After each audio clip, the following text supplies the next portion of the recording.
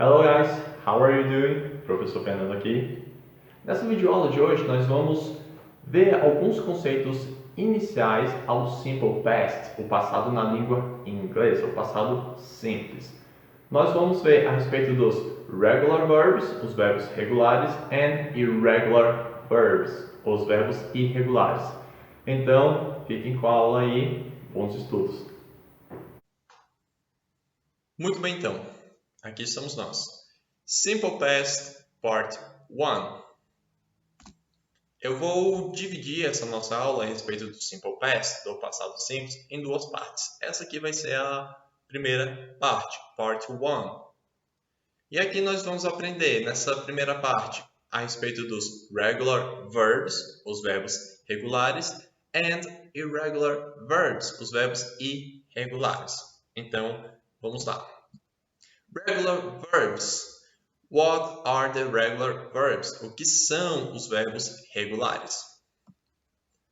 The regular verbs are those verbs that can be written in the past by adding ed to the end of them. Ou seja, os verbos regulares são aqueles verbos que eu posso escrevê-los no passado simplesmente acrescentando ed ao final deles. Nós vamos utilizar como exemplo aqui o verbo to play. To play, que eu posso usar ele para expressar jogar, brincar e tocar. Tocar no sentido de tocar algum instrumento musical. Vamos dar uma olhada aqui na nossa famosa tabelinha dos pronomes que nós temos I, you, he, she, it, we e they. Presta atenção que eu não repeti o you aqui no plural. Como nós bem sabemos, o you pode ser utilizado na língua inglesa tanto para expressar você, singular, quanto vocês, plural. Muito bem, então. Vamos ver como vai ficar o verbo to play no passado simples com esses pronomes. To play se transforma em played. Acrescentei apenas ed ao final. E notem que eu vou utilizar essa forma played para todos os pronomes, ou seja, todos os sujeitos vão receber essa mesma forma aqui do verbo play. Diferente do português, que sempre vai dar uma modificada de um sujeito para o outro, no inglês eu só tenho uma forma do verbo para todos os sujeitos, para todos os pronomes. Então vamos dar uma olhadinha aqui nos nossos exemplos. O primeiro exemplo eu tenho aqui. I played chess yesterday. Eu joguei xadrez ontem. Notem, sujeito I, eu, verbo played, joguei. Vamos dar uma olhada no nosso segundo exemplo. He played the guitar very well. Ele tocou o violão muito bem. Sujeito he, ele, o verbo played. A mesma forma que eu utilizei do verbo aqui, com o sujeito I, eu também utilizei aqui com o sujeito he. Então, nessas frases nós vemos dois usos diferentes do verbo play. Um com o sentido de jogar, I played, eu joguei. E o segundo com o sentido de tocar um instrumento musical, he played the guitar, ele tocou o violão. Grammar rules. Então nós teremos algumas regras gramaticais também para escrever esses verbos no passado, apenas os verbos regulares. A nossa regra geral vai ser essa, que eu vou acrescentar ed ao final dos verbos. Como exemplo aqui, nós temos o verbo help. Help, que quer dizer ajudar. No passado, helped. Eu acrescento ed. Eu ajudei, você ajudou, ele ajudou, ela ajudou, nós ajudamos, eles ajudaram. A minha tradução vai depender apenas de quem é o sujeito e eu vou fazer essa adaptação para o português. Próxima regra, e presta bastante atenção nessa regrinha aqui. é a regra dos verbos que terminam em consoante mais Y. Quando isso acontece, eu tenho um verbo que as duas últimas letras são uma consoante e um Y nessa mesma ordem. Eu vou cortar a letra Y e acrescentar IED. No exemplo aqui, eu tenho o verbo cry. Cry que quer dizer chorar. Eu tenho o Y aqui e antes do Y eu tenho uma consoante. Então, possui a terminação consoante mais Y. O que eu vou fazer aqui? Vou cortar o Y e acrescentar IED. Cry, no passado, cried. Quando o verbo tiver a terminação CVC, vem os nossos famosos verbos CVC, ou seja, quando as três últimas letras forem uma consoante, uma vogal e uma consoante. O que eu vou fazer nesse caso? Eu vou repetir, eu vou dobrar a última letra, ou seja, a última consoante, e acrescentar ED. Exemplo, o verbo stop. Stop que quer dizer parar. E como que eu sei se o meu verbo tem essa terminação, consoante, vogal, consoante? Se eu estou na dúvida, eu vou fazer o seguinte esquema. Eu vou contar 3 letras a partir da última. Então, minha última letra aqui é o P. Eu vou começar contando daqui. 1, 2, 3. A letra T é uma consoante ou uma vogal? Consoante. A letra O, consoante, vogal? Vogal. E a letra P, consoante, vogal, consoante. Teve a terminação CVC? Vou repetir a última consoante, a última letra, que é a letra P, e acrescentar ED. Então, stop, no passado simples, stopped. Pay attention. Preste atenção agora para não confundir algumas coisas. Eu vou cortar o Y do verbo apenas quando eu tiver uma consoante antes dele, porque eu vou ter muitos verbos que terminam em Y, entretanto, nem todos vão ter essa terminação consoante mais Y. E quando eu tenho, por exemplo, uma vogal antes do Y, eu vou aplicar a regra geral a esse verbo. Então, nós vemos aqui, como exemplo, o verbo enjoy. Enjoy que quer dizer gostar, aproveitar, vai ter mais esse sentido de aproveitar algo. Ele termina com a letra Y, mas antes eu tenho a letra O. Nesse caso, eu não vou cortar nada, eu vou acrescentar a regra geral. Enjoy se transforma em enjoyed. Outro caso aqui para prestar atenção. No inglês, nós não vamos repetir as letras W, X e Y.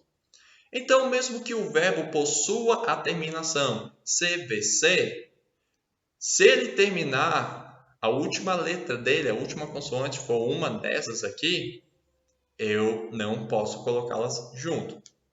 A letra Y. Muita gente tem essa dúvida. A letra Y, ela é uma consoante ou uma vogal? Ela é chamada de semivogal, ou então semiconsoante, algumas pessoas também falam assim. Mas ela é considerada uma consoante. Vamos dar uma olhada aqui no exemplo, então. Eu tenho o verbo fix. Fix, que quer dizer consertar. É um verbo, se a gente observar aqui, consoante, vogal, consoante. Entretanto, a última letra dele, a última consoante, é a letra X. Nesse caso, eu não posso dobrar, eu não posso repetir a letra X. Então, regra geral, acrescento ED. Fix, fixed. Exceptions to the rules. Nós vamos ter mais algumas exceções às regras. Esses verbos aqui, por exemplo, não vão entrar na regra do CVC.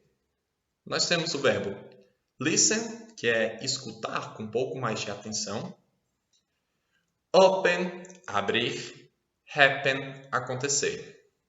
Vamos dar uma olhadinha no passado deles? Listen. No passado fica listened, apenas com ED. Open, opened. happen, happened. Ok, mas se nós formos observar, todos eles são CVC, mas eu não dobrei a última letra. Por que isso acontece? Isso acontece porque a sílaba tônica, ou seja, aquela sílaba mais forte de cada verbo aqui, é logo a primeira. Ou seja, quando eu começo a pronunciar o verbo, já vem a sílaba forte. E quando isso acontece, eu não aplico a regra CVC. Vamos observar. Listen. Observe que a minha ênfase é logo no início. Listen. Open. Happen. Muito bem. Uma última observação aqui.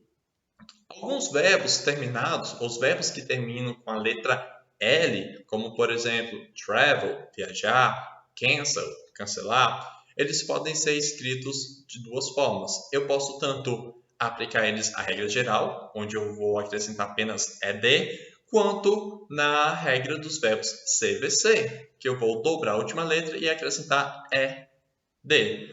Vamos um exemplo aqui. Traveled, com ED.